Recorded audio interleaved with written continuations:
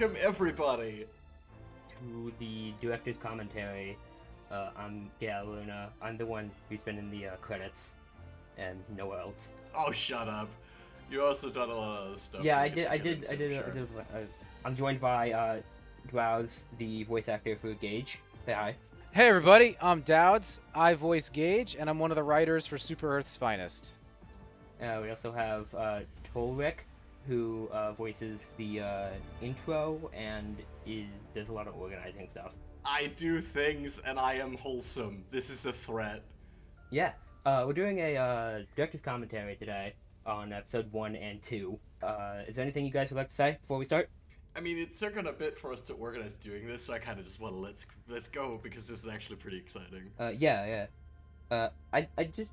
The first thing I'd like to mention is that episode 1 and 2 were originally supposed to be one episode, but we kind of realized it was like going to be a half an hour long, and we were like, okay, let's split this into 2 episodes. Yeah, little backstory on that. Just the idea was the first 2 episodes were supposed to be the original pilot, and then what ended up happening is we wrote the script and said, holy shit, this is like 45 minutes long or something. We have to split this, which unfortunately meant that we had to postpone Colin's debut as Rook until episode 2.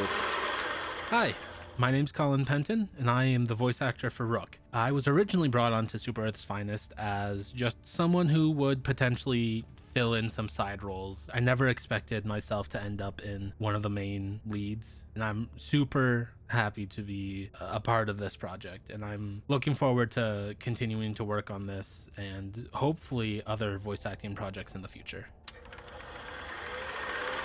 Which I personally felt really bad about, because if you guys remember, when Colin showed up to do his table read, and this was the first time I'd ever actually spoken to Colin in person, he absolutely knocked it out of the park. And so the fact that we had to delay his premiere about 4 or 5 months to episode 2 really bothered me, but I still think he knocked it out of the park on his second try too in episode 2. Yeah. So Absolutely. No kidding. Colin is like insanely talented when it comes to voice acting. I don't know what he's doing, but he's doing amazing. Honest. I don't know how it's that good, but he's great. He does it a lot. He likes to do he practices a lot, from what I understand. He's got some decent technology that lets him do it too. Yeah, he's really great. He's an amazing addition to the cast, and we're lucky to have him. That said, if you guys are set, let's get into it. Start. Yeah. This is a non-profit fan-based parody mission series. The game used. Do you have any idea how weird it is to hear your own voice this much? Support their projects.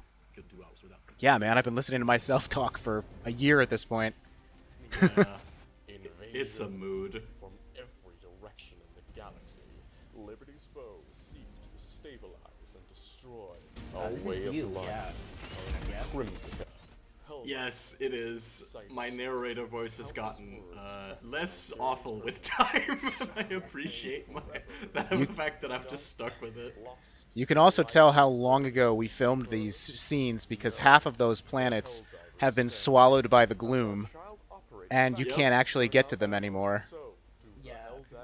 And that might bite us in the ass if, like, tomorrow they decide to do you can now go into the gloom part again. Well, we do have a gloom. We do have a gloom recording, episode. We can. Yeah, Yes. we do have a gloom episode. Which will be great. Okay, can we pause here for one quick second? So, just real quick, because I saw some of you guys mentioning this. Yes, Biff Maxstroke is a dick joke. Yes. And that should be obvious. Oh, But I just want to is say, when I wrote the name Biff Maxstroke, I never intended for that to be the character's name all the way to the actual production of the episode. I literally just wrote that name in the script as a placeholder.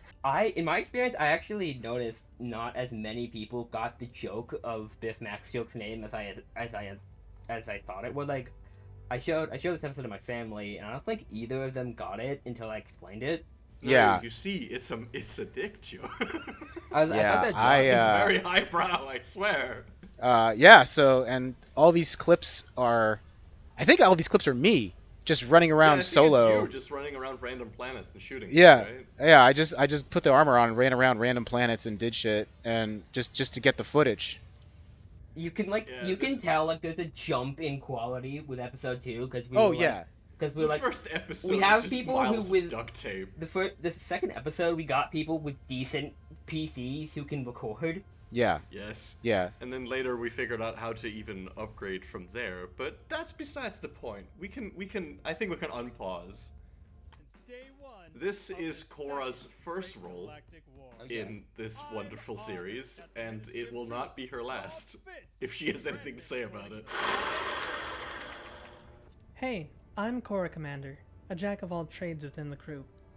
I've done some writing, like gags and shorts and cold opens, a lot of voice acting, and I also help with the puppeteering. It's been fun so far, and I look forward to doing more work with Super Earth's Finest and other voice acting gigs and projects in the future.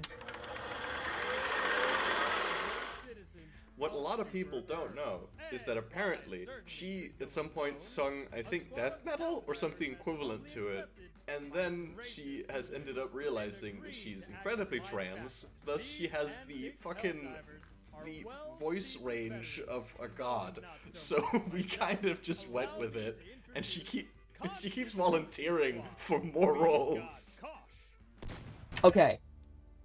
Backstory for this. The Kosh joke originated from my poor graphic design, because people thought the Yes. skull was an O.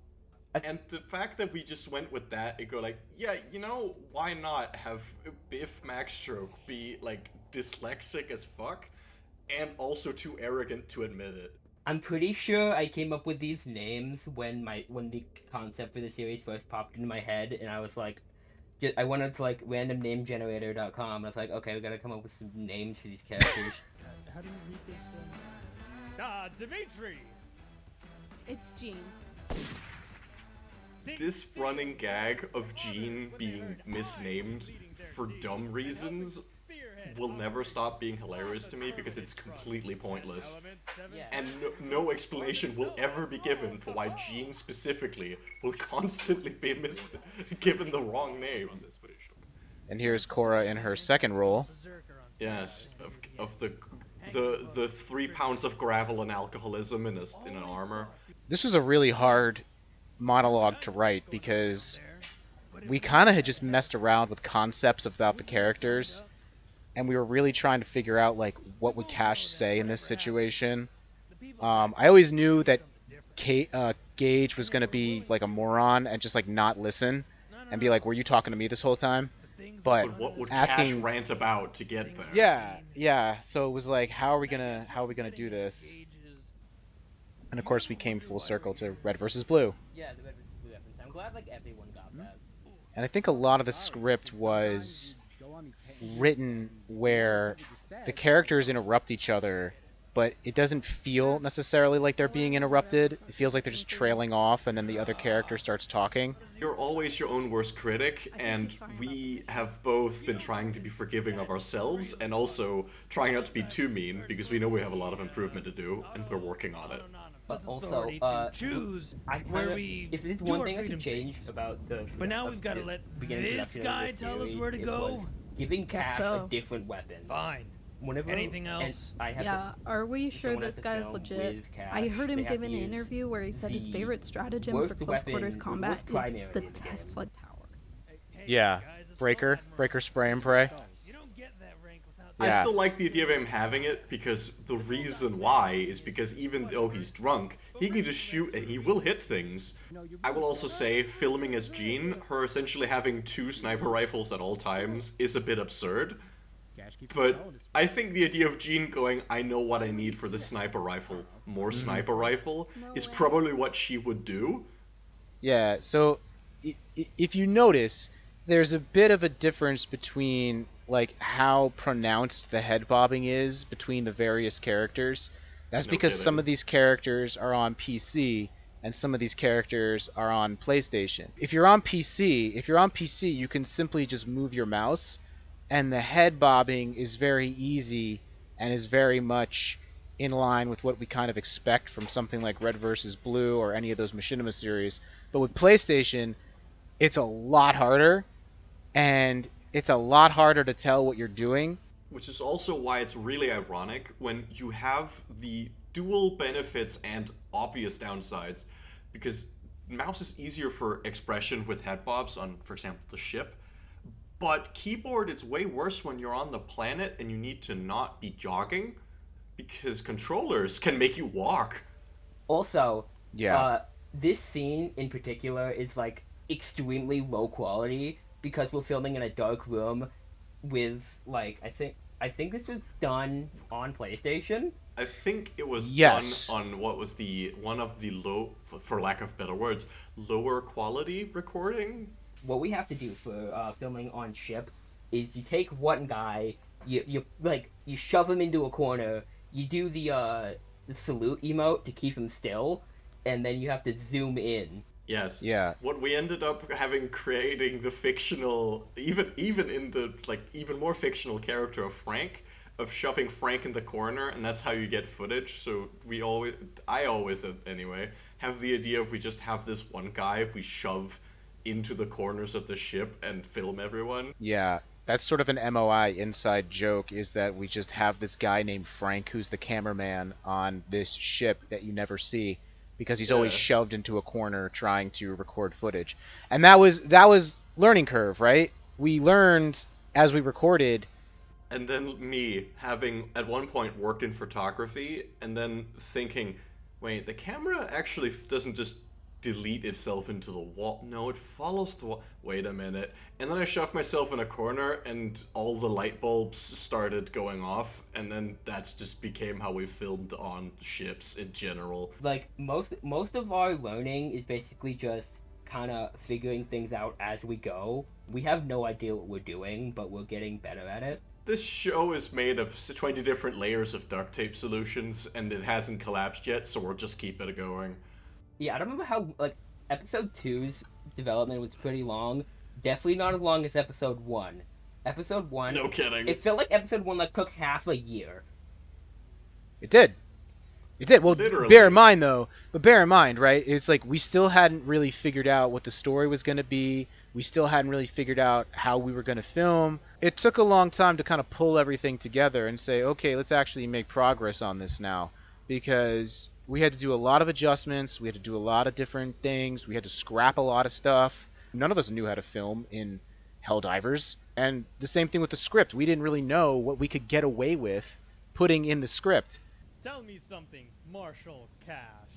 This scene, the entire scene of these two is Kora talking to herself.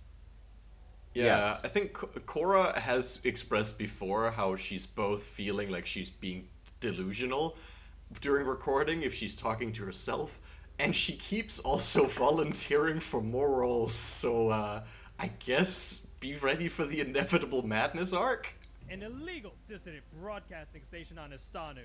Yeah, so this was the bane of my existence trying to organize filming, because originally we put in the script all the different planets that the characters were going to go to during that episode.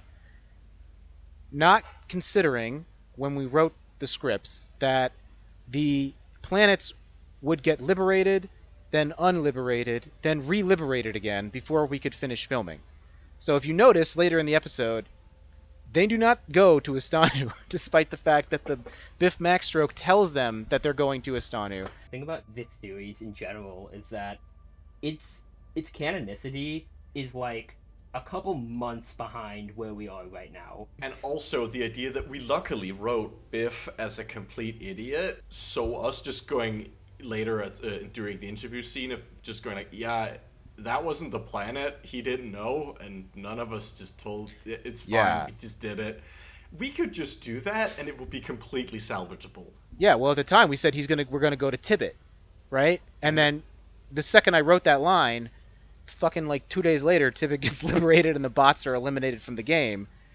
You know, in the grand scheme of things, that really won't matter, considering we're planning on doing a bunch more episodes. And, well, I mean, there's a good chance, I haven't really looked at the map, there's a good chance Tibet has been attacked multiple times over. in between episode 1 and now. Which is also why I am so happy that I ended up discovering the wonderful tool of you can just kill your game, and the game will remember the map you dropped on last. Right. Because otherwise, fuck. Yeah, I guess we're blowing up a radio tower. That's cool. Normally that's like one of 20 other things we do, but you know. If this sounds like I was recording this on my phone, it's because I was. I assume we're gonna have more. Didn't you also do it in your car? Because if the No. I didn't do it in my car. I did it under a blanket. Ah. What? I'm so happy with that joke. The letter redacted to lack of enthusiasm. Also, we know this isn't death metal, but here's the thing. We couldn't contact Johnny. We couldn't figure out how to contact Johnny to use it in some lyric songs. That too. Yeah. And also, we are trying to chuck this up to Biff being an idiot again. Or that Super Earth has designated it as, like, death metal for bureaucratic reasons, and correcting them will result in being shot. Map shows the Oh, towers. here's the camera dog. Our best joke ever. Wasn't this made in MS Paint? I made this in MS Paint in about 15 minutes. So I took the guard dog's still image from the wiki. I just cut, and you can see the edges I didn't even cut out the edges properly. You could see the black lining around it. And I just took a camcorder, shopped it on top of where the laser is, and then I took like A just PNG took of pictures tape. And I my just, wonderful I just slapped friend, it on there. I still love the fact that we will continue to reference the Freedom Adhesive and its multiple yeah. applications. What is all that? Those would be strips of freedom adhesive. The technical term. Oh, also, What I the was made aware instructions later that said to during do. the flag raising missions, there The only actually thing that is came a in the camera box guard with the dog. camera was a note that said Yes. "For democracy." Yeah. And none of us figured we should use that because we're, I just- Camera instead of a gun. we didn't think about it. Props to Burrito too, because he kind of got this whole thing set up with the music and had like Biff Maxstroke's theme song here, and then it cuts out when he's missing the radio tower with the missiles. That wasn't in the Unironically, script, but that was a Burrito really good saved fun. this footage. This was, like, we didn't know how to save a lot of the screen space when we recorded yet, so that's why a lot of these shots are very zoomed in. So Burrito just took, like, duct tape solutions and built a statue out of it. And here goes the quality. I mean, you can't even I can't even tell that's Gage looking at him. It's just like it's a dark room recorded on not a Yeah. good hardware, so it just makes it. We had selected a planet, so the lights go out, and we shouldn't have done that. Also, for the part where Gene says how many trivials he'd have to run to get promoted that high, I'm pretty sure Gene's voice actor Crow actually did the math for that. When we wrote this, Skull Admiral was the highest rank you could get, and so we just divided that number of total experience you needed by 50 because that was the amount of experience points you got base level at Trivial. But And so we just, plus minus however many experience, how much time bonus you get or whatever. But it's generally in the correct range. Which makes it funnier that we're, like, almost correct. Yeah. I mean, she does say if we round up, so Yeah, that's true. Yeah, that's true. I'm so happy I picked these people to do this because, like, the fun thing is about this team is that it was picked randomly, Almost as random as you can get, literally a Reddit post. and then people were like, a bunch of people just like asked if they could join in. I just picked people at random, and I just happened to pick like some of the most talented and best people I could have picked. Yes.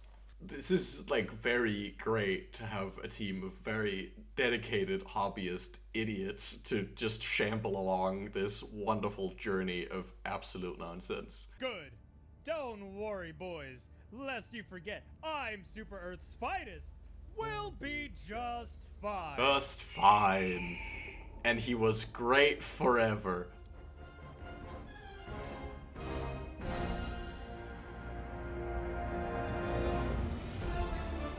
episode 1, editing wise, it was horrible. We had multiple people all working on different scenes, and we didn't know a lot of what we knew now. It's so bad that, like, we can't even go back and fix it. It is that much of a mess, editing wise. Okay, yeah, there's no way of getting around this. For episode 1, they're just straight up, like, on a different planet halfway through the scene. I don't know how that happened. It just did. Okay, we're on episode 2 now. Okay, so this episode has a major jump in quality, like, just, like, video quality. Because we got we put out a thing, we're like, hey, we need more people for filming. We figured the radical idea of maybe we should have the people with the best recording devices do the recording. Previously on Super Earth's Finest.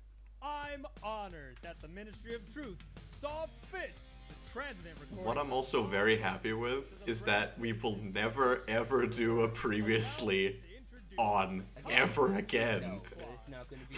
We will. This was just to give people the thought that, yes, Biff is the main character that will get everyone into chaos, which is technically true, but he will not do that for long. I was a little worried that people would get too attached to The thrilling conclusion.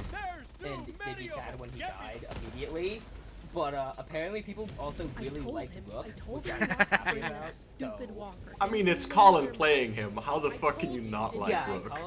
Colin's a really good voice actor. I'm also extremely happy with the fact that we could just get away with killing the shit out of him. Remember, he was gonna die in the first episode anyway. It's just we had to stretch it out. And so, yeah, we were worried. Oh, shit. Well, we were worried, like, I hope people don't think he's the... Well, we actually did want people to think that he was the main character. And here he comes. Him.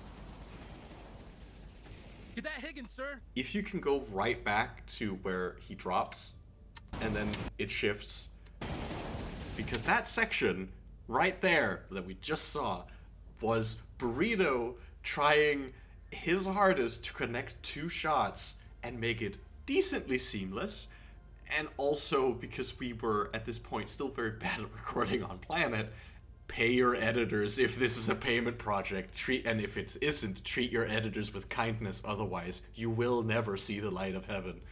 The biggest issue with episode 1 was figuring out how to film in general, right? Yes. And then the biggest issue in episode 2 was figuring out how are we going to actually film on planets, because most of episode 1 is in a ship, and we actually had to have firefights in episode 2.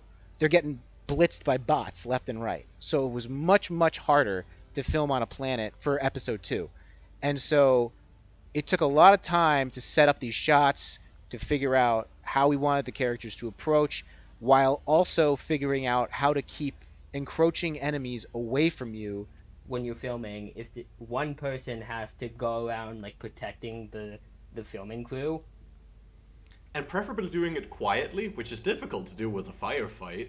Yeah, and a lot of it, too, is just figuring out, okay, are we good to keep filming? Oh, wait, no, I don't have the same weapon I had before. I have less ammo in my backpack than I did before. I'm covered in blood. What do? Well, we shoot you behind a rock, and we call in your reinforcement, and so now you're all clean, and then we try to film again. So I believe there was one filming session where we had what was called the cash rock, where we just constantly brought Cash behind the rock because they kept getting bloody, and we just shoot Cash. Dear viewer, we had a plan to do a Hellmeyer episode from day 1. We are terrible. Yeah, I don't want to... We're terrible to ourselves. Hell, everyone hates Hellmeyer. And you're like, yeah, that'll be fun. That'll be a funny joke. Right? Yeah, right here. So, Rook is supposed to be fresh out of training. We can excuse the fact that he has the first war bond by saying he's a super citizen. Why not? But it's our best excuse we have come up with what so you can't far. excuse is him having the railgun strike for some reason. So what happened here was this was one of the first times we started recording with Limestone, who was one of our new puppeteers for Rook. and we had him be Rook specifically during this scene. Now the thing about Limestone is he's level 150, and he's very, very, very good at the game. This was the only really good shot we had of a Hulk following them. So these Hulks, and I think I remember you mentioned this too, like the script calls for them to be chainsawing their way over, but they're firing rockets. That's why Rook has the rail cannon strike that takes out the Hulk. And so that's sort of where we're still working on these things, but it's very difficult again to film with these higher level enemies. I will also say, in reference to Lime being too good of a player, we were cursed by our own hubris on that one, because we probably had a lot of decent footage, but it didn't work for the episode. Because Rook isn't supposed to kick ass yet. He's supposed to be a bit of a nervous, like, complete fucking green slate. Other than the rail cannon strike thing, this is a great shot of the four of the. Yeah. Like, it has all four of the characters using their weapons. It's like, you can see, it's clear, it's pretty... Which is hard. It's a great shot. It's hard. It's a great shot.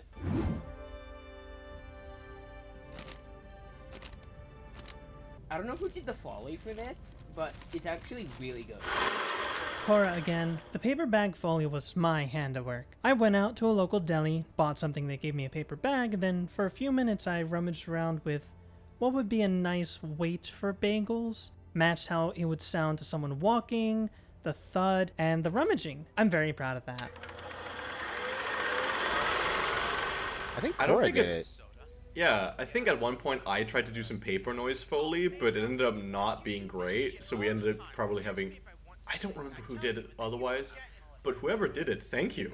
I want to also mention Moto 2, the one on the right. That's voiced by Toll, right? That's Yes. you. And the one on the left is voiced by Mercy, who's an up-and-coming voice actor who works a lot with Pondera on her radio show Radio Angel. Mercy did a really good job, I thought, in this section of like linking linking their voice to the head bobbing of the character, and it just really felt authentic. I think it's probably one of the best head bobbing link ups that we got in the first two episodes. I'd agree. Yeah, and I really loved the dynamic between these two. Yeah, I'm so happy with our two dipshits. The idea that one being semi-incompetent and the other one is twice as indignant as is ever warranted is obvious, and both of them will not do anything that's useful. I think you cannot make us give them names. Might give them names. I don't know. Leave that to the fans. That's a good idea. Write in the comments what you think the names should be. Like and subscribe. This screen was very interesting to make. Right here we have Truth Mail, which I was like, okay, I want to make a Google equivalent for this universe, other than just like Super Google, right? So I came up with Truth. Then we have, I think I came up with names for all these. Super Drive, and then... Super Maps, Super Calendar. Yeah. Red Democracy. How to kill your How coworker. to kill my coworker without... Yeah. That's my favorite part, honestly. Yeah. A lot of this was done by Burrito, yeah? Yeah, a lot... I do want to point out, I secretly made one of the MOT guys, the one who this Gmail account is, I secretly made them gay because I added super grinder notifications to the bottom left. So I secretly made him gay and nobody knew. Nobody caught that. He is officially gay. That is canon now. A lot of the setup was made down by Burrito. I did most of the icons. Daily Purge mentioned Super Earth's Finest, Super Earth's Funniest, Super Grinder notifications, Super Home Decorating, and Terminate Fun Facts. Do what you want with the Grinder notifications. You're welcome, fanfic. My favorite part about this is Cash's icon. I'm so sad the text gets cuts off here, because it's a stupid skeleton meme of alcoholics don't run in my family, they drive. But I blacked out the V, so it says they dive. Wonderful, dear editor. You can now take this section to bully Luna until she finds this picture so you can show it on screen. What I really liked about this screen too is the attachments, because Yes. those are actual attachments that we would send to Burrito with footage. And if you're wondering why they all have random titles and everything like that, it's because we didn't have any kind of filing labeling system. We would just send them all to our editor. And when I mentioned this to him, when I saw this screen the first time, I said, hey, it's pretty funny. And he goes, yeah, this is how you guys send me this shit. This is how it looks when you send it to me. I have no idea what any of these footages are. There's one that just says crouching, and it'll be 45 minutes of just footage of just characters doing nothing. And we just be like, yeah, figure out where this goes in the script. Moral of the story is be nice to your editors. Yeah, we ended up. Well, moral of the story is get a filing system. Labeling No, so system. cut down your Both. And we have collectively said sorry to Burrito a lot. Unsung hero of this goddamn Absolutely. project. Like, okay, the audio editor and the video editor are both very talented people and really know what they're doing when it comes to their craft. All in all, that wasn't so bad. Mm-hmm. For first off, Cadet. Yeah, like, okay, just the quality difference, right? Like, the on-ship close-up shots look so much better now. Yeah. A million times better. Super credits. Actually, can you pause this Yeah. for a second? I noticed something. We forgot to turn on the subtitles. As you can see, dear viewer, we are not we do not stop being like this. But also, this is my favorite joke, and I say that because I'm the one who made it up, and I will the idea that Cash goes let Daddy earn his booze money. I am ideologically opposed to the line "Let Daddy earn his booze money." You did not just say that. Yeah, that joke's pretty Yeah. good. I didn't write any of these talking heads. These were all done by the voice actors. So Crow came up with some questions that the characters would be asked, and then the individual voice actors recorded their characters' answers to these. We had a ton of these too, Oh, but yeah. we obviously can't include all of them. I do think that for Gage it was funny because everyone was like originally auditioning as Gage as this like weird southern guy like Sarge, but I was just like, you know what, I'm gonna dial my Jersey accent up to 11 and I'm just gonna do that, and that's the one that stuck. Did anyone bring anything harder than beer? No. That's one of my favorites. I love that stupid line. My blood shall be another This is thread me, of actually. tapestry that is Yeah, free from most of break. Yeah, just I told him. We did it on random rotation, I think. what we did was all the characters just Who could dubbed do the over wrongest version of everyone their else. character? Yeah. So I did Biff and I did Gene. Crow does Rook. Cash does Gage, and Colin does Kora. Colin does Cash. I feel like Crow must have just like put her fingers over her nose or something, because she just does this like really nasally version of Rook that's hilarious. I am so happy with that shot. Frustratedly never getting a single thing right. My grandmother fought in the First Galactic War. She was on Skubai Shrine at the end. I never knew her, but she has this... Colin, I remember Colin asking me, how the hell do you say the name of this planet that his grandmother was on? And I was like, I have no clue how you're supposed to say Skubai Shrine. We have done a lot of fuck it, we'll just do something. Do you ever wonder why we're actually out here? No. And I recommend you don't either.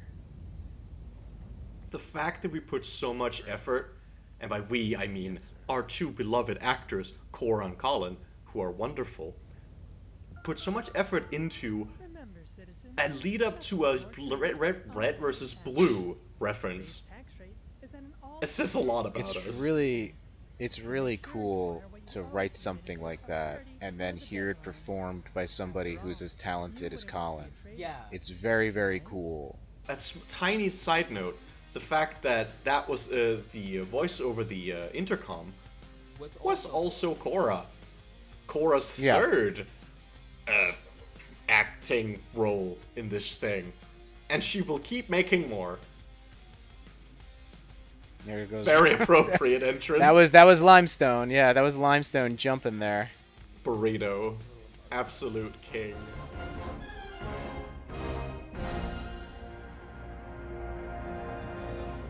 Oh my god, the first scene in episode 2. Okay, so the first planetfall scene in episode 2 was 90% of the editing work. I was scraping the barrel for any amount of usable footage. There was so little, to the point where you may be able to see it. They're in 2 separate locations while filming this one scene. I needed to use both to get the footage. The scene in episode 2 where Gage comes in and he, like, shoots 4 autocannon shots. Woo! The video footage and the audio are from 2 separate recordings. The person filming the video had their audio muted for some reason, because of a glitch or whatever. They couldn't really get that to work. I know somebody's gonna talk about how the Hulk in episode 2 is not a chainsaw Hulk. It is fine, okay? The first scene in episode 2, there was no footage. There was, like, no footage of that first scene. I'm surprised I was even able to complete it, dude. It is fine. Dude, I really like the intro to the MOT people. Like, the intro to the game and having that all synced up to music. Guess who's got bagels? Okay, for the airstrike bit where Rook calls in an airstrike on the group, there's a second version of that video that was, well, that's better. But the timing didn't work. It just, like, it couldn't, like, time up properly. So sadly, we did have to cut that. 7 minutes, 37 seconds in episode 2, where Cash is talking to Rook about how, he's with us. Well, he's in Constitution Squad now. You can see Gage is in the wrong spot. Like, Gage is behind Gene in one of the shots, but he shouldn't be there. Okay, so episode 2, where they're watching the propaganda reel, specifically the part where the mech explodes and it's talking about how Skull Admiral died for the Constitution or whatever. Weep not for me, brothers. My blood shall be another thread in the tapestry. I made it so that you can see someone getting out of the mech in that shot, and that person is obviously not the Skull Admiral.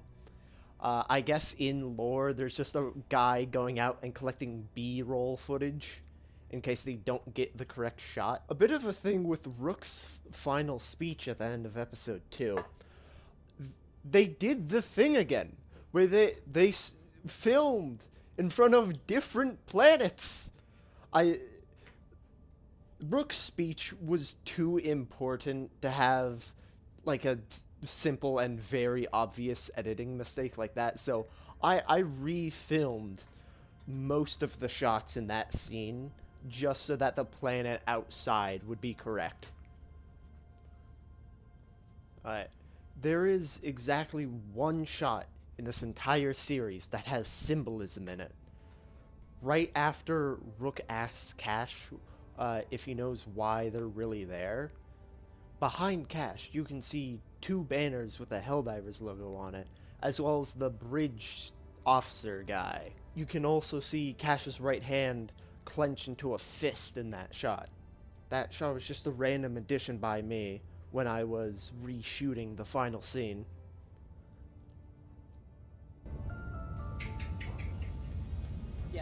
Yeah, this was this was a big problem.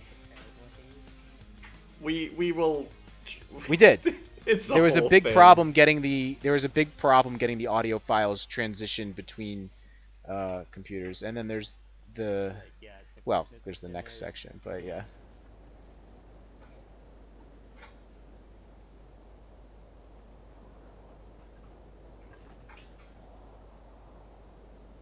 Son of a bitch.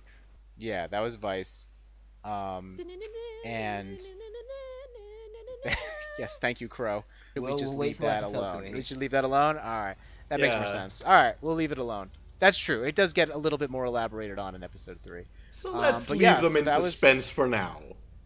So that was episode 1 and 2. I mean, obviously, we were brand new at this. We didn't really know what we were doing, but we were able to put together something like this. So I mean, if anybody's out there watching this and they're wondering if they can do something similar to what we did, the answer is probably yes, because we didn't really use any technology that's particularly. If you have the game, right, you can pretty I'm much sure do stuff like this. everything that we used except for the game was free.